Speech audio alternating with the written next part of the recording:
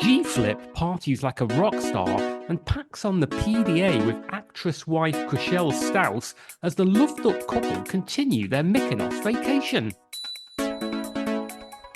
Lana Del Rey breaks her silence on rumoured romance with alligator tour guide Jeremy Dufresne.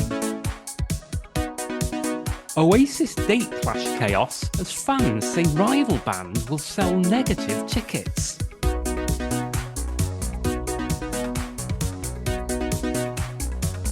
Hello and welcome to Barely Contained, the showbiz journalism podcast fueled by the reunion of two middle-aged men well past their best who are destined to leave audiences across the globe feeling decidedly shortchanged.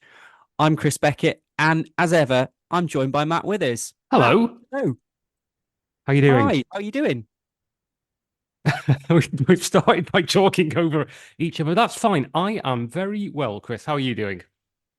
Yeah, can't complain. I do need just to address something before we get on with this month's episode, Chris, and that is a complaint we've actually had over last month's episode. This has come in from listener Margaret Withers, and she's asked if I could clarify that as a child, I did not have Finder's crispy pancakes for dinner every night. I was going to ask, Margaret Withers, any relation? Yes, she's my mum. But also a notoriously litigious woman.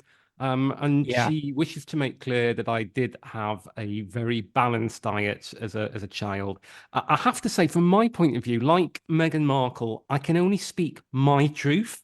And it was a very heavily Finder's crispy pancake based diet. But, you know, I just might like to make it clear that she says that's not the case. And I get that on the I would like to say, yeah, hello, Margaret. Very glad that you're listening. But as Matt said, you know, it is his truth. So anyway, now that's out of the way. What have we got this week?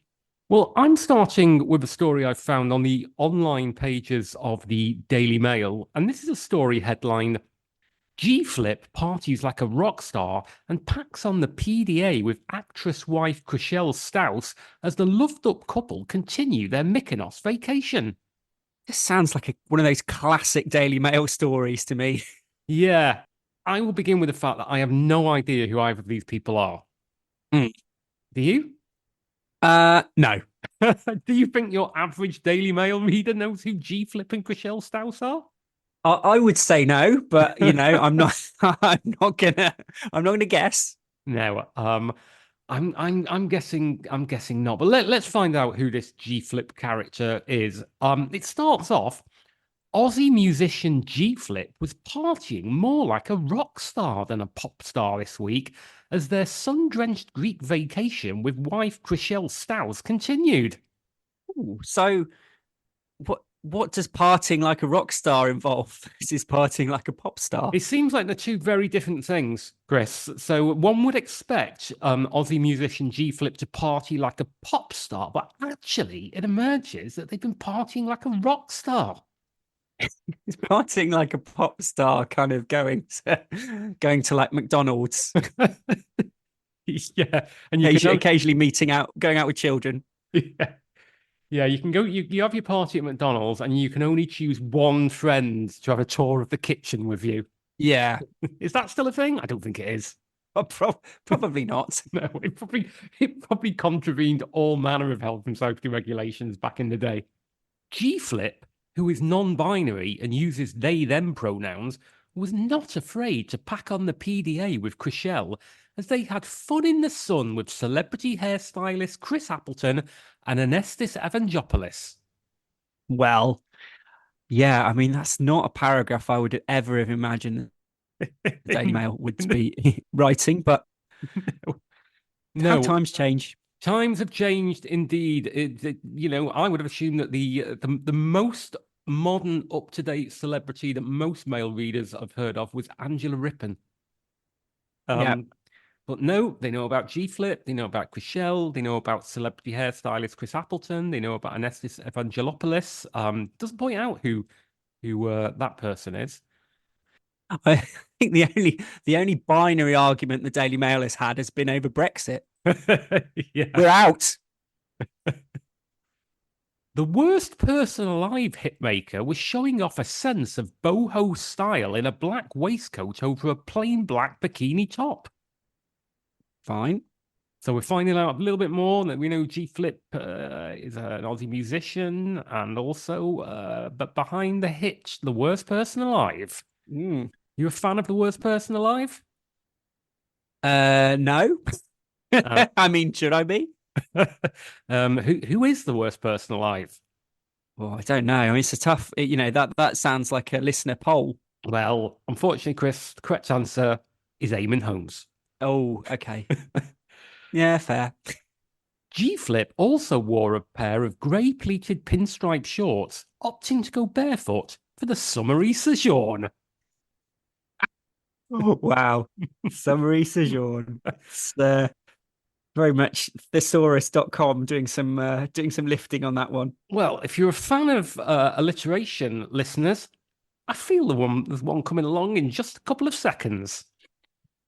A touch of pirate panache was also added to the waterside ensemble with a paisley patterned bandana. Oh, that's delightful. Pirate panache, good grief.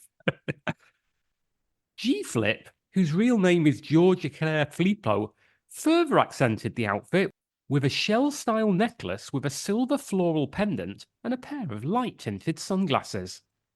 I've noticed that is that's hyperlinked, as though you could go and go and have a look. Yes, you could click on that, and maybe a percentage of that will go directly to one of Paul Dacre's estates. Oh dear. Meanwhile, G Flip's actress wife Chriselle put on a more glamorous display by flaunting her slender frame in a revealing lilac-coloured sequined bikini and a matching miniskirt that showed off her trim pins. Oh, pins. We haven't had that used for a while.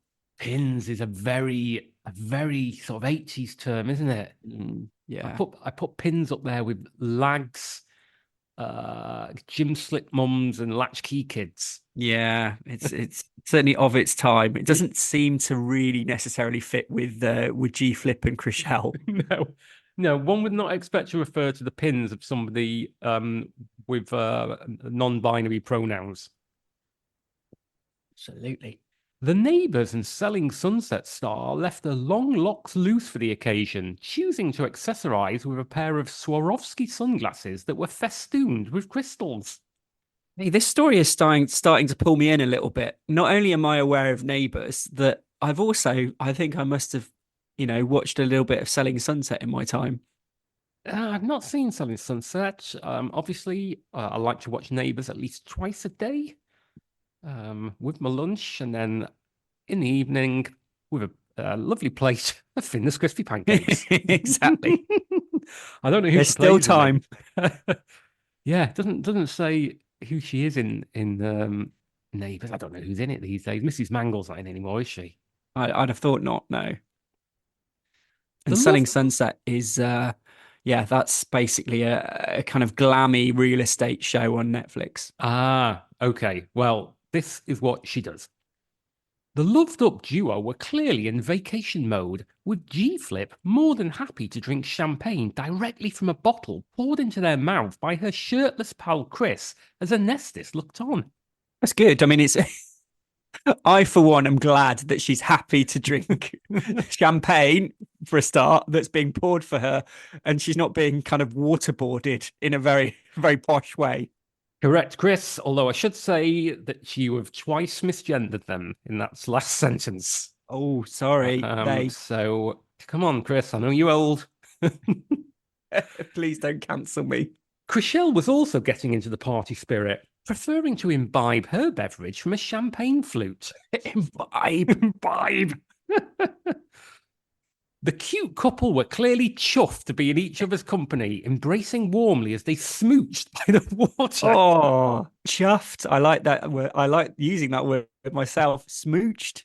God. Oh, there's some great words here. There's some real dissonance in the kind of modernity of the couple, and then the sort of incredibly antiquated language being utilized. The PDA continued as G-Flip cuddled their wife as Chriselle beamed broadly while clutching her glass of bubbles. Mm. Clearly smitten, G-Flip also took time to play with Chriselle's hair as they partied in the sun. It's petering out the story now, isn't it? Yeah, yes, it's almost as if they're slightly running out of things to say. Chriselle and the singer wed in May 2023 and have been growing stronger ever since. Oh, hang on, just the facts, please. Yeah, we don't need to editorialize here. And then it goes on. G-Flip recently shared intimate details about the wedding during the launch of Instagram's new podcast series, Off the Handle. Didn't know there were other podcasts out there. And then basically the rest of the story is is just a complete lifting of what was said on the on the podcast here about their wedding. Okay. Just a little bit here. Reflecting on their first impromptu wedding in Las Vegas, G-Flip shared, "This one had to be the most planned because when me and Chriselle got married in Vegas, my family were filthy that they weren't invited." Is that a sort of Australian word for angry? Filthy. Filthy. Yeah, I mean, I'm guessing so. Chris, have you seen it? Are there any comments on this story? There are a few actually, Matt. Yeah, there's one I'd like to pick out from Pez22 from Letchworth. They wrote, "I flip burgers like a rock star with my wife today. Delicious barbecue." Lovely stuff. Now, Chris, I believe you're also looking digitally into the Daily Mail. I think you picked up a story about tortured chanteurs Lana Del Rey. Indeed. So the headline is Lana Del Rey breaks her silence on rumored romance with alligator tour guide Jeremy Dufresne. Oh, thank God for that. Thank God this silence about her rumored romance with an alligator tour guide has finally been broken. It's been the talk of the alligator tour guide community. I've barely slept. Snappy monthly. Lana Del Rey broke her silence on a rumored romance with alligator tour guide Jeremy Dufresne. These rumors have not reached me. No. I mean, we both have our fingers on the pulse. I mean, you can't do a monthly celeb journalism podcast without, knowing a little bit about, showbiz celebrity circles. But yeah, I can't say I know about Jeremy. On Saturday, the singer-songwriter 39 responded to the rumors and left a comment underneath an Instagram post from @TheJustNLife speculating about their relationship. What's that Instagram post? It's I guess, is it the Just in Life or Just in Life? So basically, it could be Just in Life minus an I. This comes after Del Rey was spotting holding hands with Dufresne ahead of her performance at Leeds Festival last week, and fans went on to speculate that she dropped a huge hint about her rumoured lover in one of her songs. It was called Crocodile Love. Well, he's an alligator man, Chris. You don't want to upset. I knew you were going to say that. You don't want to upset the community by mixing up your alligators and your crocodiles. You're determined to be controversial in this episode, aren't you? It was called Gator Gaze. She appeared to deny that a romantic relationship was going on between her and Dufresne, with her ambiguous response, "No." I would say that the word "no" is one of the least ambiguous in the English language. I was going to say there's not much room for doubt. However, her fans had mixed reactions to this response and debated on what she meant with her one-worded comment. Oh dear! It seems that her fans don't know when no means no. Yeah. Well, some fans assumed her comment was a denial in response to the dating rumors.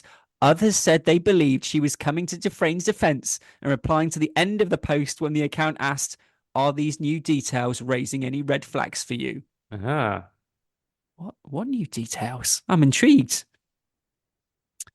The online platform's Instagram post included a photo of Dufresne, who gives tours on an airboat in Louisiana, and Del Rey posing together in front of a swamp. Of course. He's dragging her down. Literally. The caption noted that her rumoured new beau is a gator tour guide and claimed he in quotes, recently separated from his wife. Oh, okay. And Lana Del Rey is comforting him following the break, as they used to say in tabloids. Yes. You don't want to go out with a gator guide on the rebound, though, Matt. No, The first rule of dating. Yeah. The Post also reported that a person claiming to be Dufresne's daughter recently took to X, formerly Twitter, to share that she found out about her dad's romance with the singer via social media. It's getting a bit complicated. Yeah. But Del Rey shut down that rumor in a follow-up comment in the same post. Also, that's not his daughter on Twitter. The 11-time Grammy nominee, born Elizabeth Woolridge Grant, declared. Oh.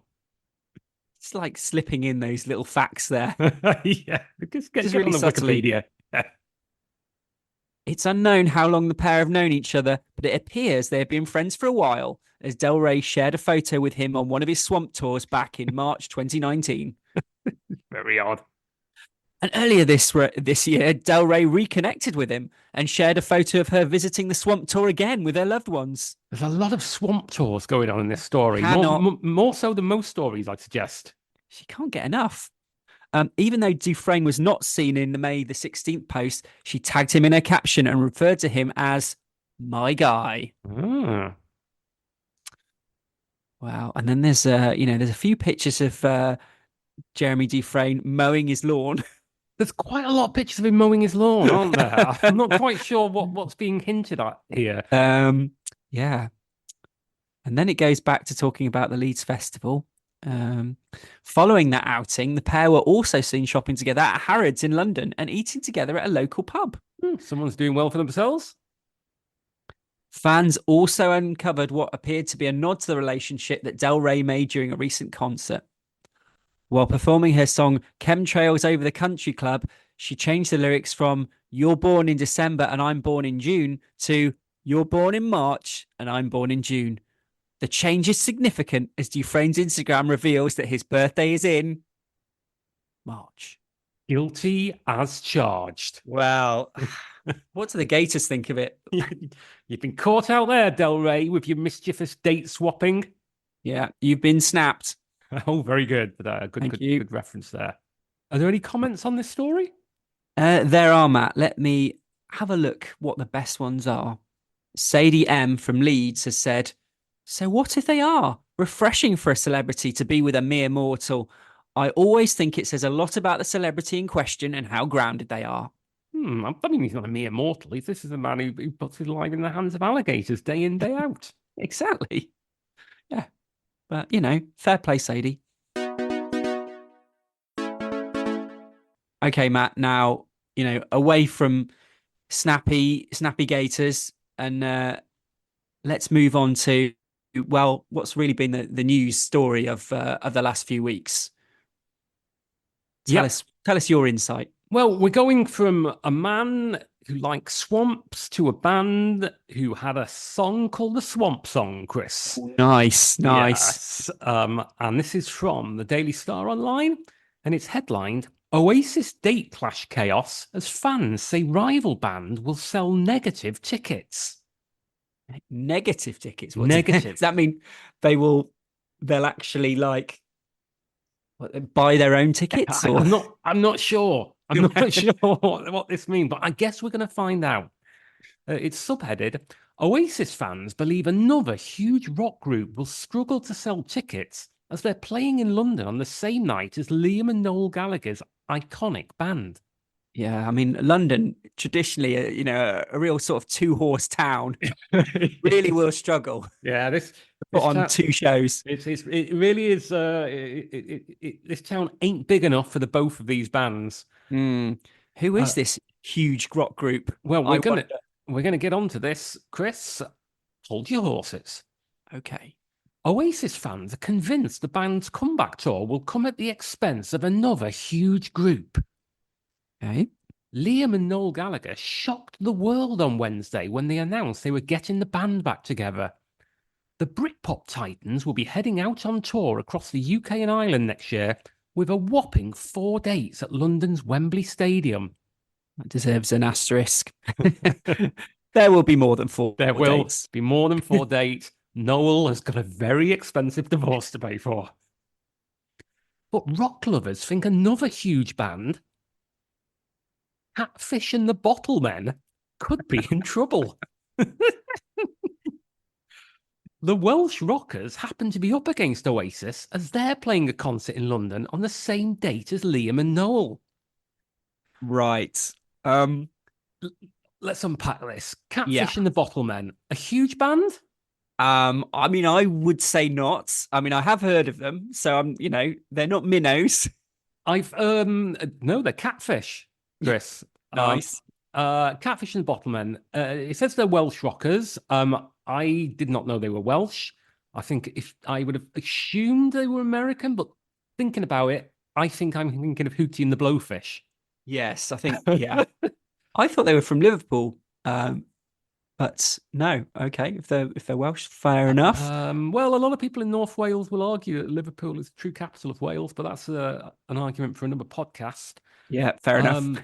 I couldn't name a single song by Catfish and the Bottlemen. No, I'd go along with that. I couldn't tell you anything about Catfish and the Bottlemen, but it goes on. Cocoon hitmakers Catfish recently revealed that they too were going on a comeback tour following their hiatus. They're set to play Tottenham Hotspur Stadium on August the 3rd in 2025, the same night Oasis are playing one of their 4 dates at Wembley Stadium. Oh, well, there'll be no one there. They must be quite big because Tottenham Hotspur Stadium is pretty big, isn't it? Yeah, unless they've kind of cordoned it off, like a small area outside the penalty. Outside, you can only have the area by the corner flag. Yeah. So I mean, fair play to them. But there's no doubt about it. Catfish are a massive band, and fans have been eagerly awaiting their comeback. But having to rival Oasis for tickets is a bit of a nightmare for any big act. Yeah, I mean, we can't afford to have a podcast going out during this reunion tour. No one's going to be listening to it. No, we're going to have a couple of months off because we just can't cope with the rivalry. Critics on social media had already slammed Catfish for booking dates at arenas like Cardiff's Principality Stadium and their London date. People had claimed the tour would be embarrassingly undersold, and there was no chance they'd sell out such big venues. I mean, it seems a bit unfair. I mean, what should they be trying to do? Like book out like the Premier in Leicester? Yeah. I mean, it is possible that they could potentially both play the same night because some people might want to go and see one and not the other. I don't know. Come on now. This town ain't big enough for the both of them. Oh, Sparks might be playing as well. Yeah, quite possibly. This is getting chaotic. Yeah. Tickets for Catfish's shows went on general sale last week, and as it stands, there are still tickets available on Ticketmaster. Unbelievable in the what is it, like 11 months? 11 months to go, people. Some have suggested they're less likely to sell out now as the masses will flock to see Oasis instead. Ugh, the masses. However, as of August the 29th, standing tickets for Catfish and the Bottlemen's Tottenham date had sold out. Oh. Okay. Fine. It's fine. One user on social media said, "No way Catfish are playing London the same day as Oasis are on, as if the stadium wasn't going to be empty already. It definitely will be now." Another said, "Catfish at Tottenham on the same day as Oasis Wembley might be the first gig ever to sell a negative amount of tickets." I still don't understand what that means. How can you sell a negative amount of tickets? A third complained, "Whoever booked Catfish on the same date as Oasis in a stadium should be immediately fired, especially since bookers would know that Oasis has blocked out the same dates at Wembley." It's a bit harsh. In a stadium, like they should be like, a leisure centre should be the height of their ambitions. Yeah, surely they should just be at Stevenage Theatre. I mean, it's a bit harsh calling for somebody's career to end. And you wouldn't necessarily know that Oasis had blocked out the same dates. I think they kept that pretty much on the DL, didn't they? Yeah, I think so. It seems others were annoyed at Oasis, with one writing, "Oasis, why are you doing a London show on the same day as Catfish London? Do you want Van McCann to cry? Be honest. Van McCann, it does say in brackets, catfish singer. Yeah, as it would do with such a huge band. Another pen, something beautiful and undeniably Spursy about Catfish and the Bottlemen announcing their biggest ever gig at our stadium just before Oasis reunite to play Wembley on the same day. I mean, Catfish and the Bottlemen. There is an obvious Spurs joke there. Yes, very good. Yeah, it's quite apt, isn't it? Others, however, were just pleased to see both bands to be back together. One wrote, Oasis and Catfish and the Bottlemen are back. Maybe life is worth living. Oh, so that's a little bit dark when you think about it. It is. It is. Yeah. It's pretty sad. If the only thing that would allow you to continue with your bleak existence is the reformation of two bands. If that's you, please reach out to us via our X or our Facebook page, and we'll send you a Shine album in the post. Yeah, we'll send you Shine 5. Very much the best of that particular series. There's only one comment on here, Chris. It's from Hot Pop, and Hot Pop says, give me Catfish and the Bottlemen over Oasis and Day. Presumably any day. Oh, okay, fair enough. But it's making me curious about the Catfish and the Bottlemen oeuvre. Maybe I'll check them out after this recording. I'm guessing they're going to be quite bland. Yeah, I don't know, to be honest. I mean, best of luck to them, I say. I think they sound, just from the name, I'm guessing there's going to be a banjo involved. I don't know why I think that, but I'm guessing. No, I don't know about that. Well, we'll find out, and we'll come back to the listener with our views on Catfish and the Bottlemen. You really want to hear the views of two men in their mid-40s commenting on the youth tunes. Are Catfish and the Bottlemen the youth? Are we not in their demographic? I think we'd be pushing it. Really? I think they're a bit more youthful. Are they? Oh well, there you go. We've established we have no idea who they are. Yeah, but we'll be listening to them and G Flip, and Lana Del Rey. Yep. All our faves. And we'll be back to talk about them in October, Chris. Yeah. We're really getting into the dark days of autumn now. But in the interim, how would people be best advised to spend their time? Well, I would go and visit us on X at barely pod. Was it barely _pod? I think it's barely _pod. It's barely _pod, Chris. We've only had it for getting on for 8 years. I know. Whoops. Or go to Facebook, Barely Contain the Podcast, and you can catch up on all previous episodes there, and some and some bonus stuff where I don't trip over my words. And also, you can check us out on all your podcatcher of choice and even YouTube these days. Absolutely, yeah. You can find us, as you rightly say, Chris, on YouTube. You can also find us on Spotify and Amazon and Apple and wherever it is that you get your podcast. Please do rate and review 5 stars, please, and subscribe.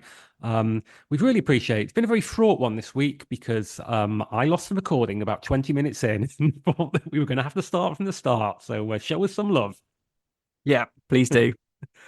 And until then, have a lovely September, and we'll see you in October. Bye-bye, Chris. Bye, Matt. Cheers. And bye-bye, listeners. Bye. Bye.